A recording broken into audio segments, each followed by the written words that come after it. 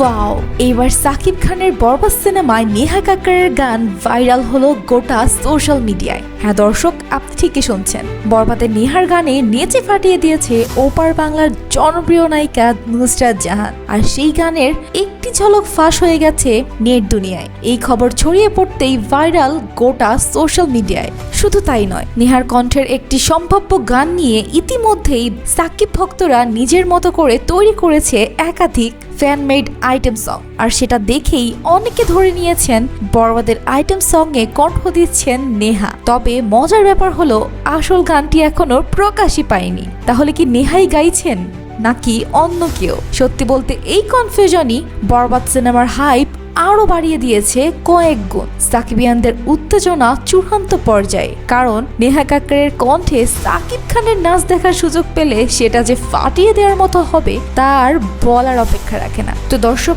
আপনি এক্সাইটেড তো? অবশ্যই কমেন্টে জানাবেন। আর এইরকমই আপডেট নিউজ পেতে আমাদের চ্যানেলটি এক্ষুনি সাবস্ক্রাইব করে ফেলুন।